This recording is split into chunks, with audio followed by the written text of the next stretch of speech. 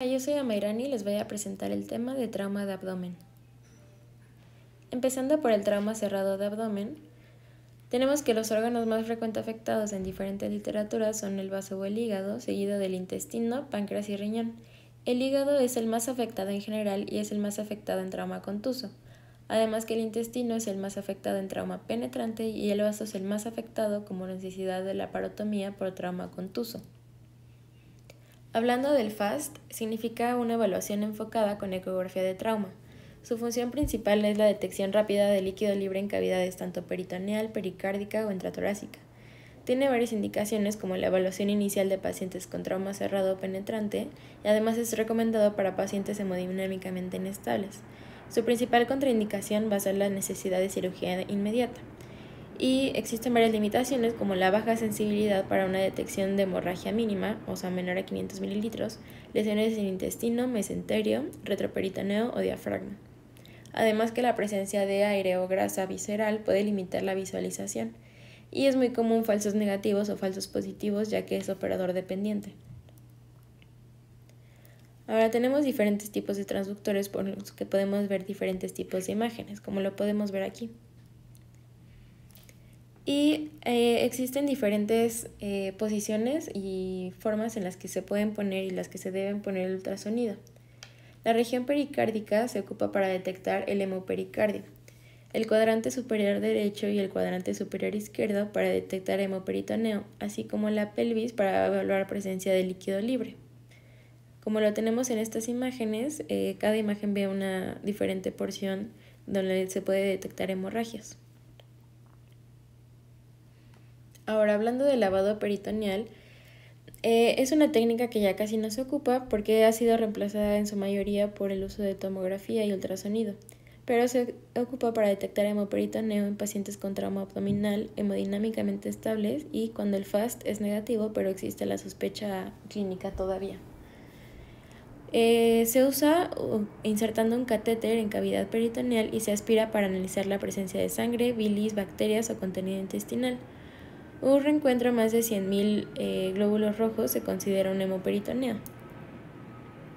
Dentro de sus complicaciones tenemos que puede lesionar a órganos intraabdominales, así como que es una fuente muy importante para una probable infección y complicaciones relacionadas a la inserción del catéter como una perforación intestinal. Sin embargo, todas esas complicaciones tienen una tasa de recurrencia muy baja, casi del 0.8% según la complicación de la que se esté hablando.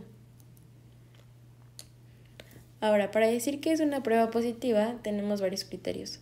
Primero, son 10 mililitros de sangre inicial al aspirar.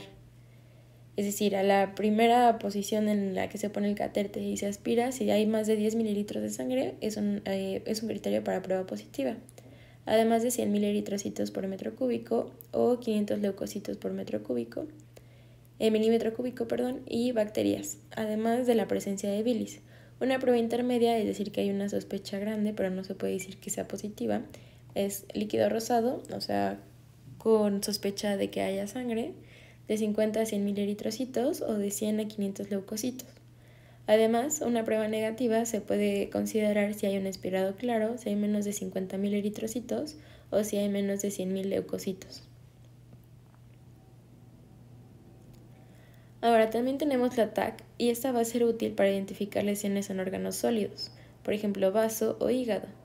Sin embargo, va a ser una de sus desventajas es una lesión de víscera hueca, ya que realmente no es el mejor estudio para ver estos órganos.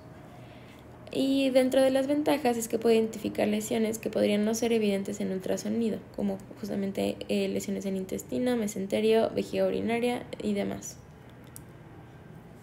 ¿En quiénes sí se puede ocupar? Se va a ocupar en pacientes hemodinámicamente estables con sospecha de lesión abdominal.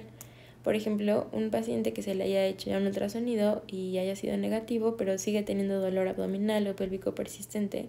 Además que haya una distracción por otras lesiones mayores y realmente no se sepa identificar cuál es la fuente principal del choque o de la hemorragia.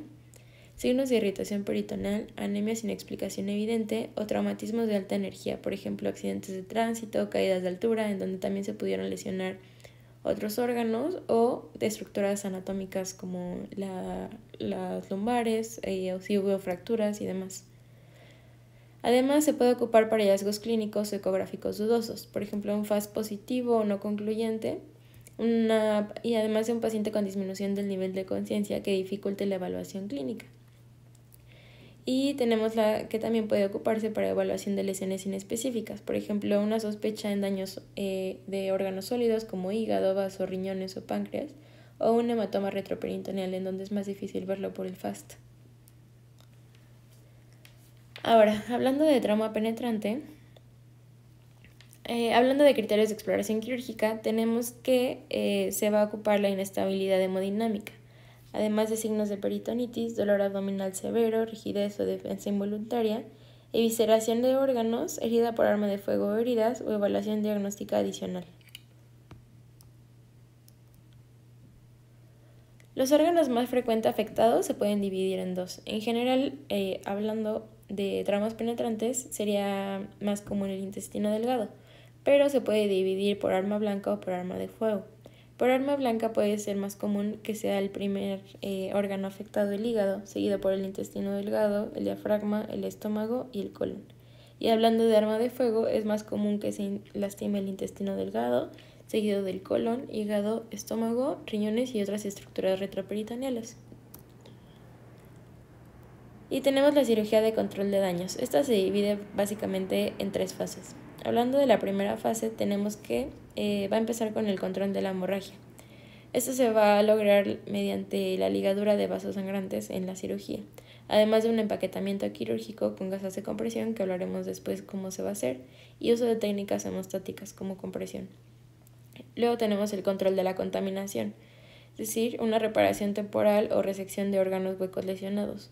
Por ejemplo, algunos que puedan drenar contenido intestinal, bilis o orina, sería importante resecarlos o contener el líquido debido a que puede causar infecciones posteriores.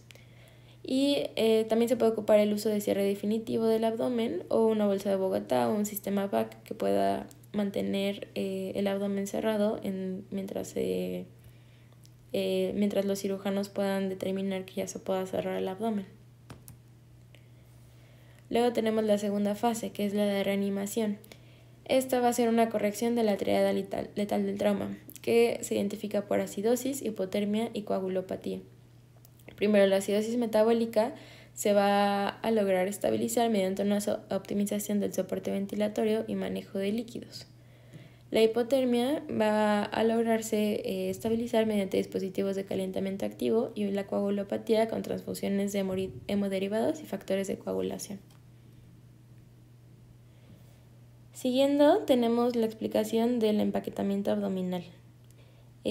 Para empezar, tiene como el objetivo la colocación de compresas quirúrgicas y estériles dentro de la cavidad para ejercer una presión en sitios de sangrado para estabilizar al paciente en control de la hemorragia.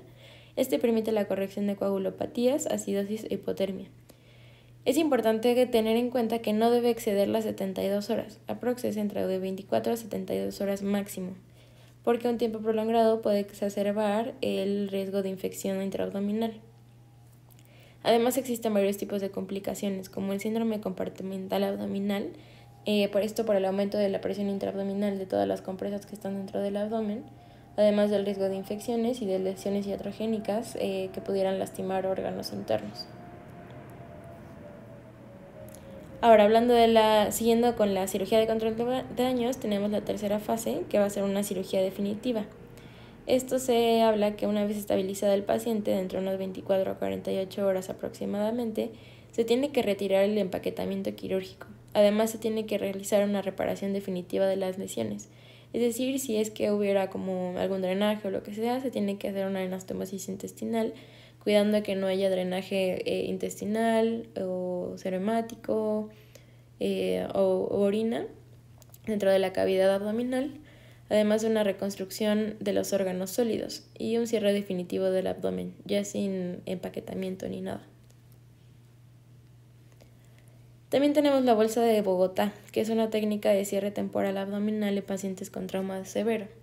Su uso se guarda para situaciones donde no es posible el cierre primario, por ejemplo, un trauma abdominal severo, un edema visceral, además de un riesgo de síndrome compartimental abdominal.